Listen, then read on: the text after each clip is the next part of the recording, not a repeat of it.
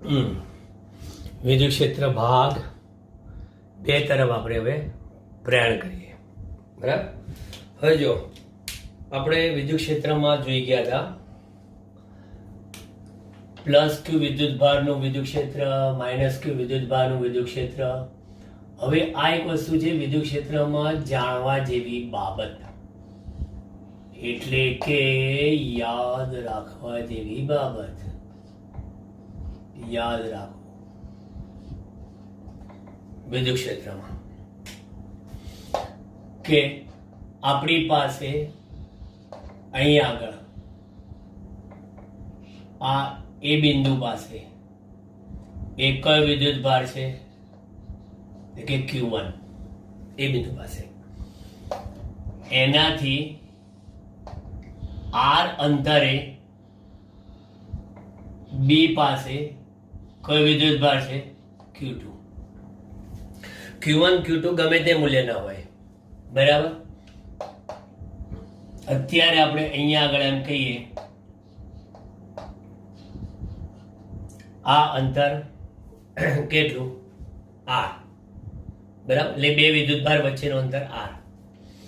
હવે કોઈ પ્રશ્ન પૂછે કે Q1 વિદ્યુત ભાર અને Q2 વિદ્યુત ભાર નું વિદ્યુત ક્ષેત્ર, તો અહીંયા આગળ આપણે એવું કહેવાય કે એ બિંદુ પાસે વિદ્યુત ક્ષેત્ર, અહીં એ બિંદુ પાસે વિદ્યુત ક્ષેત્ર Q2 ના લીધે છે, એટલે કે Q2 બાય R² લખાય. બરાબર.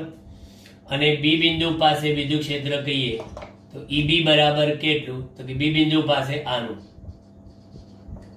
એટલે બંનેનું એકબીજા પરનું વિદ્યુત ક્ષેત્ર. બરાબર. એકબીજાનું. એટલે એક વસ્તુ સમજી લો કે વિદ્યુત ભારનું વિદ્યુત ક્ષેત્ર પોતાની જગ્યા પર નથી હોતું. દીવા નીચે જ હંમેશા અંધારું હોય.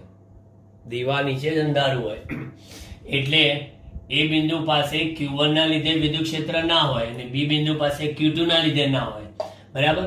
એટલે આ બે કોન્સેપ્ટ ઉપર હું તમને એક MCQ આપી દઉં કે મારી પાસે અહીંયા આ A અને એનાથી R અંતરે એવો આ B ગોળો, અહીંયા વિદ્યુત ભાર પ્લસ Q છે અને અહીંયા માઇનસ 3Q છે, અને બંને વિદ્યુત ભાર વચ્ચેનું અંતર કેટલું છે, તો કહે છે કે R જેટલું છે બંને વચ્ચેનું અંતર.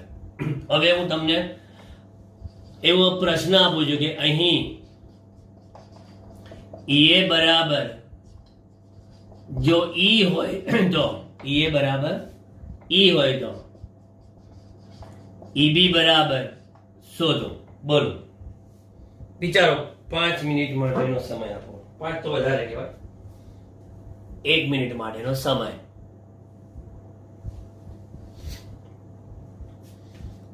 બોલો. નહીં, પછી જાતે આપું છું. બીજા અહીંયા આગળ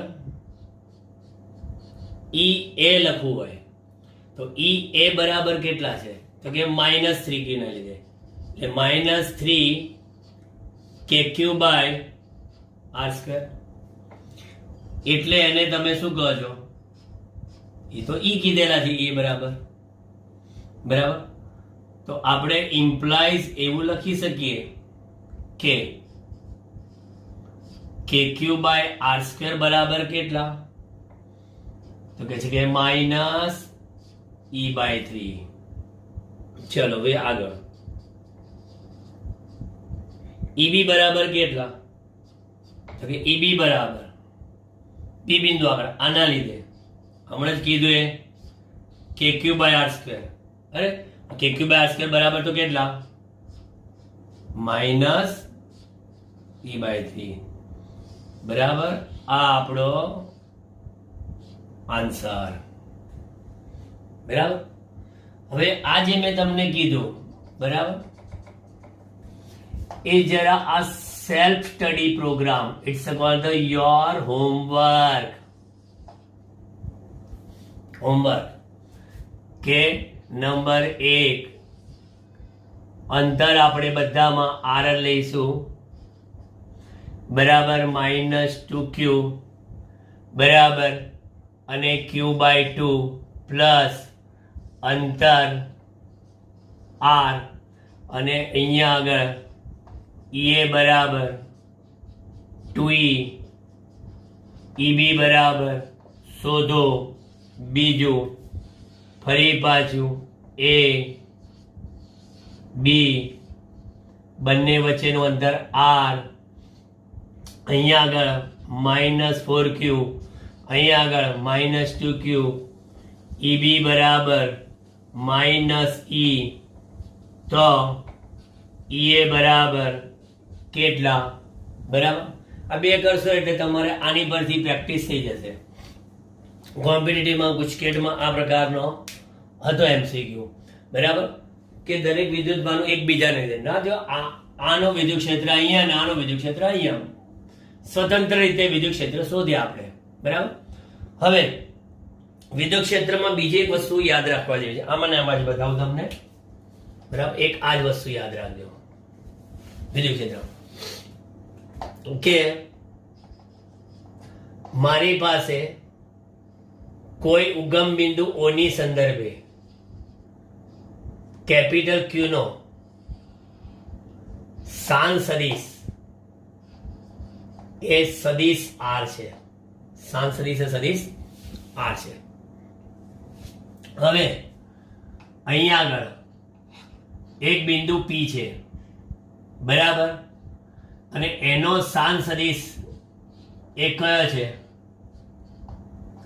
તો કહે છે કે R' છે એનો સાન સદિશ R' છે તો મને અહીંયા P બિંદુ આગળ વિદ્યુત ક્ષેત્ર શોધવાનું કહે છે શું કરશો આ પણ એક કોન્સેપ્ટ જ છે તો અહીંયા આગળ આ કયું વિદ્યુતભારનું વિદ્યુત ક્ષેત્ર આ ધનનું છે એટલે ઉદ્ભવતું એટલે આ વિદ્યુત ક્ષેત્ર EP સદિશ આમ લખાય બરાબર પણ આ સાન સદિશ કયો તો કે Q અને P ને જોડતો સદિશ બરાબર Q ને P ને જોડતો સદિશ હોય તો આપણે એ થશે શું કે Q અને P માટે R' માઇનસ R બરાબર તમે જો બે સદિશોની બાદબાકીમાં બરાબર કે જે સદિશમાં આપણે બાદ થાય છે બરાબર એના શીર્ષ પર એટલે આપણે R' માઇનસ R ફરી ચેક કરજો જરા બરાબર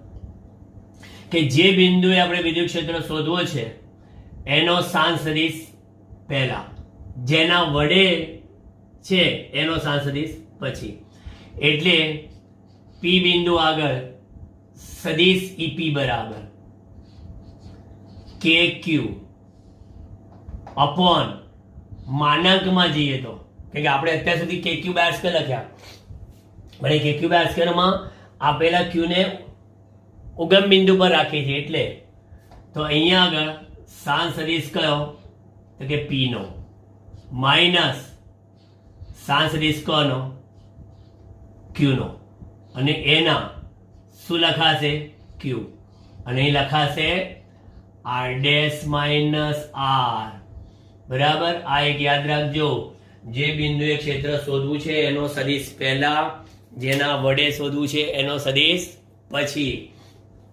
બરાબર ક્યારે કે જ્યારે તમારો Q વિદ્યુત ભાર કોઈ યામ અવકાશમાં પડેલો હોય તો હવે આ કોન્સેપ્ટને ધ્યાનમાં રાખીને આપણે હવે એક થિયરી જોઈ રહ્યા છીએ બરાબર અને એ થિયરી છે શેની બિંદુવત એવા વિદ્યુત ભારના લીધે ઉદ્ભવતું એવું વિદ્યુત ક્ષેત્ર નું સૂત્ર ચલો ક્વેશ્ચન આપણો નવો બિંદુવત વિદ્યુત ભાર એવા Q ના લીધે મળતું વિદ્યુત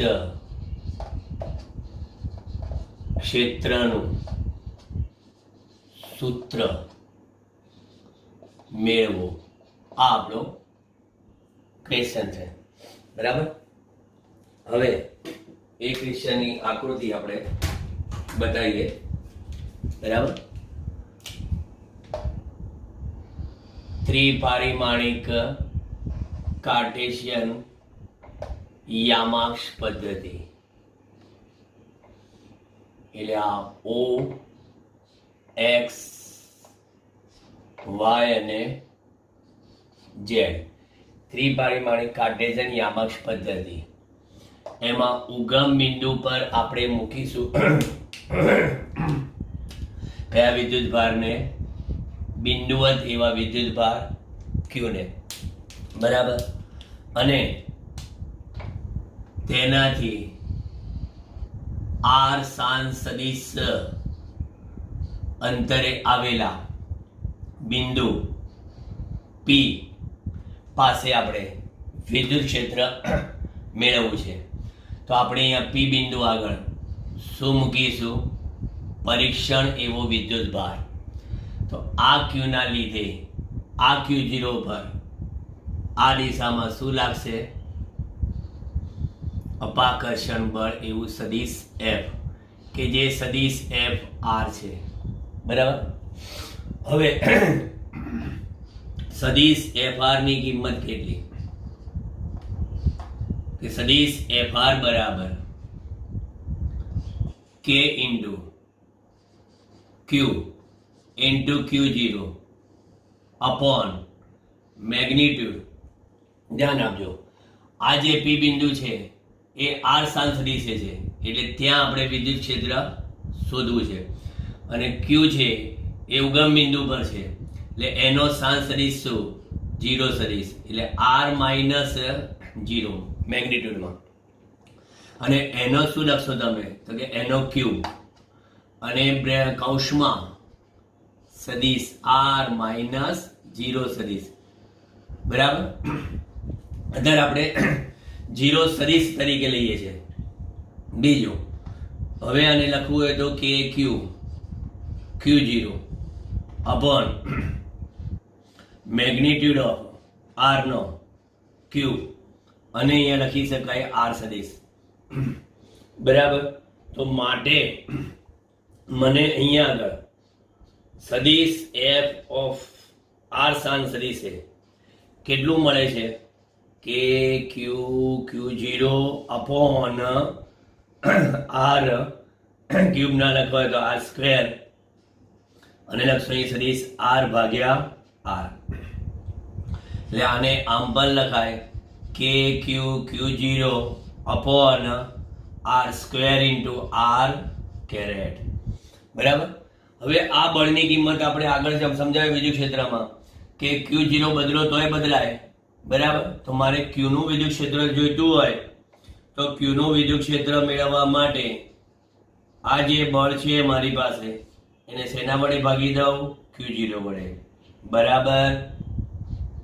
શું થઈ જાય? કે Q upon R square into R caret. પરંતુ બધાને ખબર છે કે એકમ એવા ધન વિદ્યુત ભાર પર લાગતા એવા બળને કયા આપેલા આર અંતરે મળતા વિદ્યુત ક્ષેત્રની તીવ્રતા કહેવાય છે. એટલે E એટ આર પોઈન્ટ બરાબર કે Q by R square into R caret. અને કહેવાય બિંદુવત એવા વિદ્યુત ભારના કારણે મળતું વિદ્યુત ક્ષેત્ર, બરાબર. હવે જો તમે અહીંયા કહો કે પી બિંદુના યામ એ એક્સ વાય ઝેડ છે, બરાબર. તો પી બિંદુના યામ ત્રિપરિમાણમાં એક્સ વાય ઝેડ છે. કોઈ પૂછે કે મારે પર્ટિક્યુલર એક્સ દિશામાં વિદ્યુત ક્ષેત્ર લેવું છે, વાય દિશામાં લેવું છે, ઝેડ દિશામાં લેવું છે. ટૂંકમાં આ વિદ્યુત ક્ષેત્રના ઘટકો કયા કયા? તો વિદ્યુત ક્ષેત્રના આપણે ઘટકો બતાવીએ. વિદ્યુત ક્ષેત્રના ઘટકો પૈકી પહેલો ઘટક EX જોઈતો હોય, E નો અહીંયા X ઘટક, તો એ લખવાના શું? KQ by X square, KQ by X square, કારણ કે ઘટક. અને બીજું ઘટક છે અદિશ સ્વરૂપ EY, કયો આવશે? KQ by Y square, E Z કયા તો કે કે ક્યુ બાય ઝેડ સ્ક્વેર. વિદ્યુત ક્ષેત્રના 3 ઘટકો થઈ ગયા. બરાબર. હવે આપણે ખાસ બીજું એક ધ્યાન આપીએ કે બિંદુવત એવો વિદ્યુત ભાર Q ઇઝ ગ્રેટર ધેન 0 હોય. બરાબર. Q ઇઝ ગ્રેટર ધેન 0 એટલે કે Q કેવો ધન હોય તો એના વિદ્યુત ક્ષેત્રની તીવ્રતા દર્શાવતા સદિશો કેવા હોય? તો આ આપણો બિંદુવત એવો Q વિદ્યુત ભાર, આ એનો એક સદિશ. હજી દૂર જાઓ સદિશની લંબાઈ ઘટતી જાય, હજી આગળ જાઓ સદિશની લંબાઈ ઘટતી જાય. એટલે આ પ્લસ Q છે એટલે ઉદ્ભવતું વિદ્યુત ક્ષેત્ર થઈ ગયું. એવી રીતે તમે આ બાજુ બતાવો, સદિશની લંબાઈ મોટી, સદિશની લંબાઈ નાની, એનથી નાની. આ બાજુ જાઓ, મોટી લંબાઈ, એનથી નાની, એનથી નાની, એન્ડ સો ઓન. હું દોરું છું આ રીતે. દોરતી વખતે ખાસ ધ્યાન રાખજો પરીક્ષામાં કે જ્યાં નજીકથી તમે બતાવો છો એ સદિશની લંબાઈ વધારે હોય ને દૂર જતા ઘટતી જાય, કારણ કે વિદ્યુત ભારથી તમે જેમ દૂર જાઓ એમ વિદ્યુત ક્ષેત્રનું મૂલ્ય એ શું થતું જાય? ઘટતું જાય. એટલે સદિશની લંબાઈ ઘટતી જાય. બરાબર. દિશા તો આપણી એની એ જ રહે, દિશામાં કોઈ ફરક નથી પડતો. બરાબર. પણ સદિશના લંબાઈના તીર આ સુધી કોમ્પિટિટિવમાં આ રીતનો MCQ પૂછાયેલો કે આવી જુદી જુદી આકૃતિ દોરેલી, જેમાં પહેલી આકૃતિમાં શું બતાવ્યું હતું તો કે પહેલી આકૃતિમાં બધા સદિશોની લંબાઈ સરખી હતી, બીજી આકૃતિમાં સદિશની લંબાઈ નાની મોટી મોટી હતી, ત્રીજીમાં નાની મોટી કરી. બરાબર. અને પછી ચોથીમાં મોટી, એનથી નાની, એનથી નાની. અને આપણે બતાવવાનું હતું શું કે સાચી આકૃતિ કઈ આમાંથી? આ Q ઇઝ ગ્રેટર ધેન 0 માટે તમે આવું બતાવી શકો. જે રીતે Q ઇઝ ગ્રેટર ધેન 0 માટે બતાવ્યું એ રીતે અહીંયા આગળ બીજી આકૃતિ આવશે Q ઇઝ લેસ ધેન 0 એટલે કે Q કેવા? ઋણ. Q ઋણ હોય તો શું? આની જેમ જ આકૃતિ દોરીશું. લંબાઈ નાની મોટી મોટી, એટલે અહીંથી શરૂ કર્યું છે આપણે. મોટી અહીંયા પાછી નાની નાની. બરાબર. ઋણ વિદ્યુત ભાર હોય તો પણ શું થયું? ખાલી દિશા ચેન્જ થશે. બરાબર. દિશા એની બદલાશે પરંતુ મૂલ્ય તો પેલા ધનની જેમ જ આવશે ખરું એના. બરાબર. આ રીતના આકૃતિ તમે બતાવી શકો. તમે બિંદુવત એવા વિદ્યુત ભારના લીધે મળતા વિદ્યુત ક્ષેત્રની તીવ્રતા નું સૂત્ર અને એની સમજૂતી આપવાનું કે તો તમે આટલે સુધી આપો તો તમને પૂરા માર્ક્સ મળી શકે આમાં. બરાબર. હવે અહીંયા આગળ જરા ફિનિશિંગ કરી દઉં આકૃતિમાં અને આ ગો Q ઇઝ લેસ ધેન 0. હવે મારે બતાવવાનું શું રહ્યું તો કે તીર. બધા ઋણમાં તીર કેવા આવશે? દાખલ થતા. આપણને ખબર છે કે ધન વિદ્યુત ભારનું વિદ્યુત ક્ષેત્ર એ ઉદ્ભવતું હોય અને ઋણ વિદ્યુત ભારનું વિદ્યુત ક્ષેત્ર એ દાખલ થતું હોય. બરાબર. આ બધા તીર કેવા બતાવીએ છીએ? દાખલ થતા. આ બધા તીર દાખલ થતા. એટલે આપણને એટલો તો આઈડિયા આવી ગયો કે ધનનું વિદ્યુત ક્ષેત્ર કેવું? એ ઉદ્ભવતું અને ઋણનું વિદ્યુત ક્ષેત્ર એ દાખલ થતી દિશામાં હોય છે. બરાબર. હવે આ વિદ્યુત ક્ષેત્ર અંગે આપણે થોડાક MCQ ને એ બધું પણ આવશે, પણ એમાં ઉપયોગ કરવાનો છે કે જ્યારે તમને એકવાર વિદ્યુત ક્ષેત્ર E મળી ગયું. બરાબર. તો આપણે કીધું કે વિદ્યુત ક્ષેત્ર E મળી ગયું તો આ વિદ્યુત ક્ષેત્રમાં Q વિદ્યુત ભાર મૂકીએ તો આપણે શું કીધેલું? F બરાબર એક બળ લાગ્યું. બરાબર. એટલે આ વિદ્યુત ક્ષેત્રમાં આપણે Q વિદ્યુત ભાર મૂકીએ તો તેની પર બળ લાગે. હવે એ બળનું આપણે સૂત્ર છે એ સૂત્ર પરથી MCQ બની શકે છે. બરાબર. એ હું તમને બતાવું. બરાબર. પહેલા આપણે આ બોર્ડને ક્લિયર કરી દઈએ. બરાબર. અહીંયા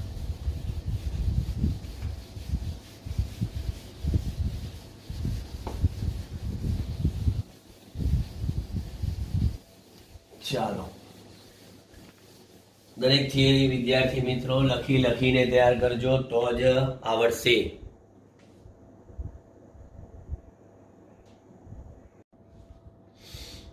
ચાલો હવે એક કોમ્પિટિટિવ લેવલની વાત કરીએ તો આ મુદ્દો બરાબર ધ્યાન રાખજો, યાદ રાખો. બરાબર. હવે આમાં આપણને ખબર છે કે ક્યુ એવા વિદ્યુત ભાર પર ઈ વિદ્યુત ક્ષેત્રના કારણે લાગતું એવું વિદ્યુતીય બળ F બરાબર આપણે શું કહીએ છીએ? ઈ ક્યુ. બરાબર. હવે કોમ્પિટિટિવમાં જુદા જુદા સંજોગોમાં તમને અહીંયા વિદ્યુત ક્ષેત્ર આપશે. એટલે વાત કરી હશે બિંદુવત એવા વિદ્યુત ભારની. તો અત્યારે હાલના તબક્કે તો આપણે કયું સૂત્ર છે? તો કે KQ/R². ફ્યુચરમાં આપણા આગળના ટોપિકમાં આવશે ડાયપોલના કારણે મળતું વિદ્યુત ક્ષેત્ર. બરાબર.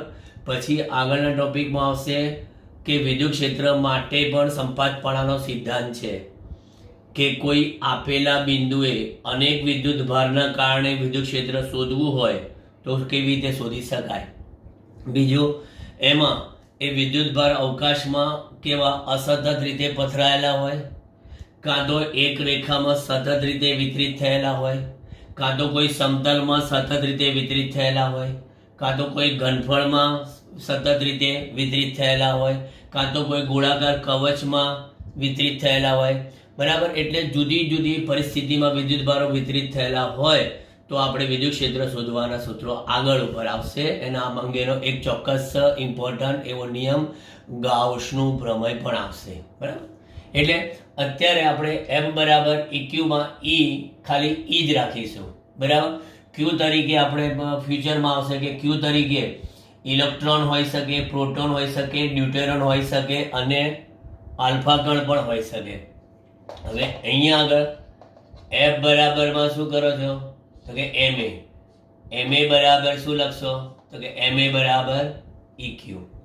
હવે MA બરાબર EQ માં તમે એમ કહી શકો અહીંયા કે MA બરાબર EQ, તો પછી પ્રવેગ A બરાબર કેટલો? તો કે પ્રવેગ A બરાબર EQ/m. આ તમને જુદા જુદા કણોના પ્રવેગ શોધવા માટે કામ લાગશે આ સૂત્ર.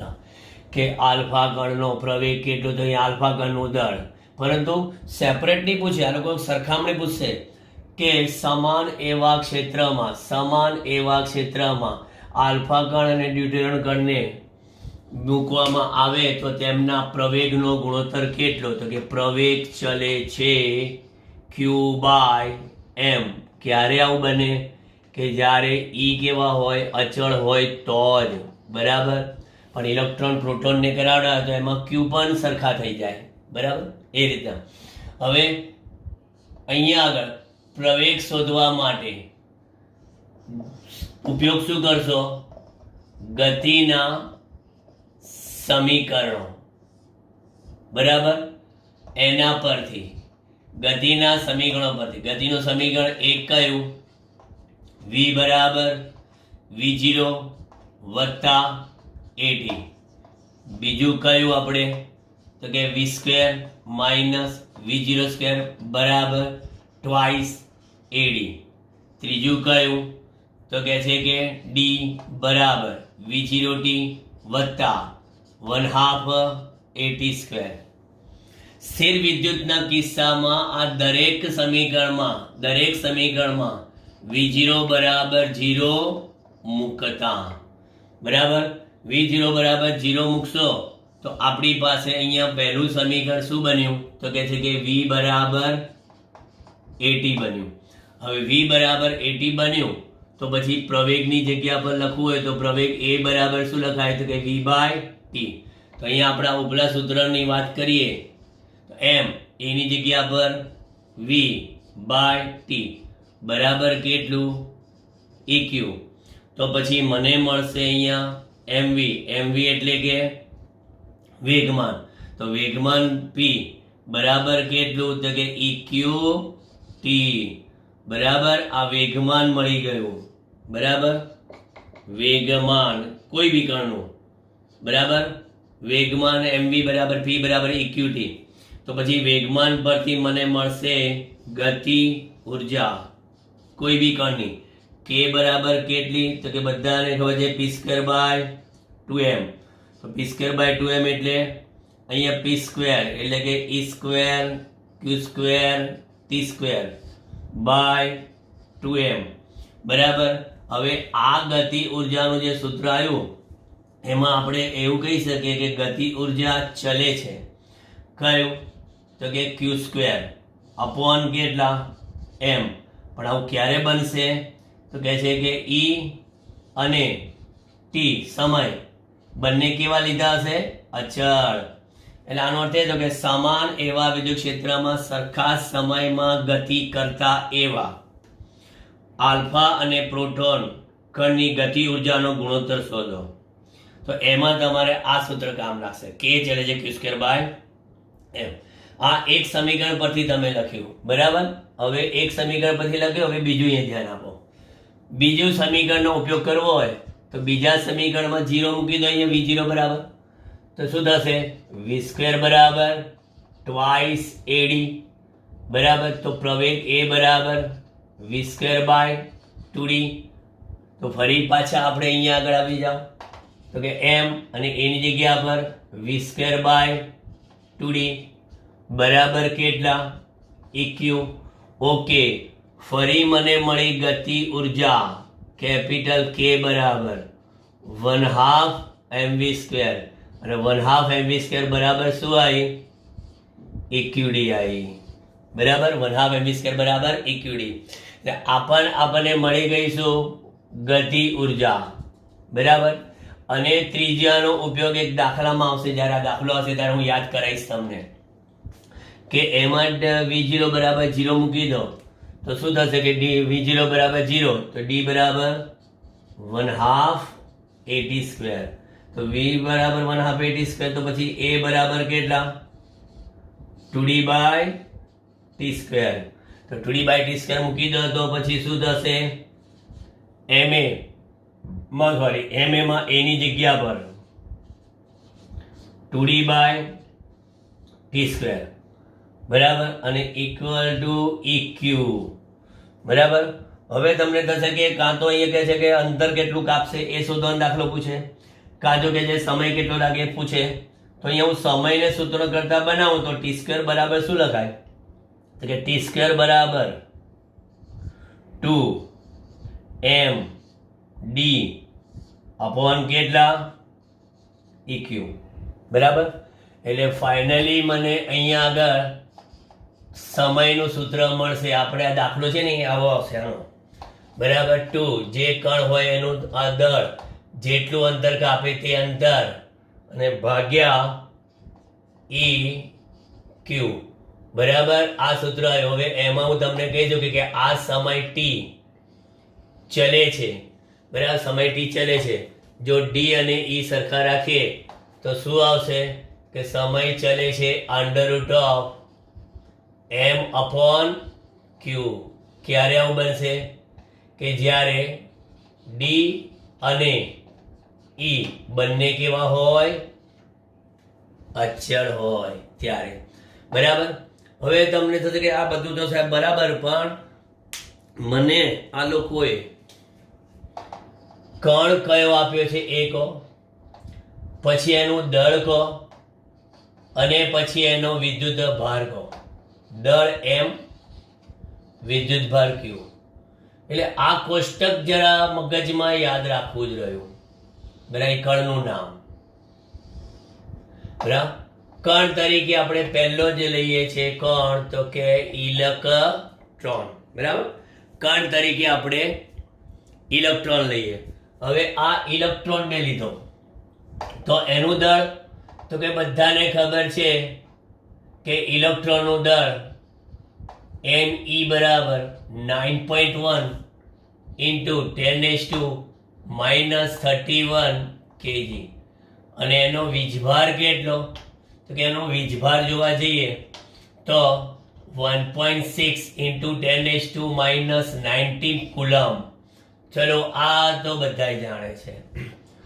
પ્રોટોનનો જાણીએ છીએ આપણે. પ્રોટોન, માસ ઓફ પ્રોટોન બરાબર કેટલું? તો કે માસ ઓફ પ્રોટોન બરાબર 1.66 into 10⁻27 kg, અને એનો વીજભાર પ્રોટોન ઇલેક્ટ્રોન જેટલો જ.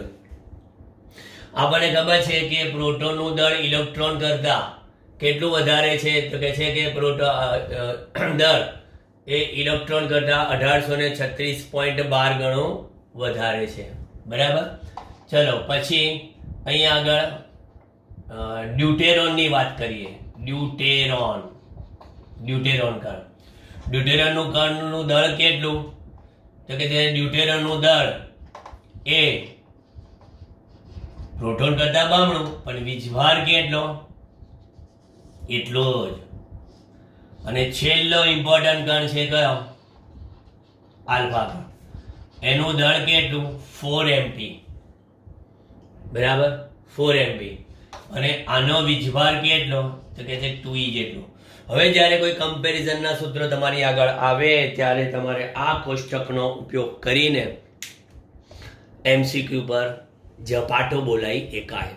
બરાબર, જોઈ લો શાંતિથી બધા સૂત્રોનો અભ્યાસ.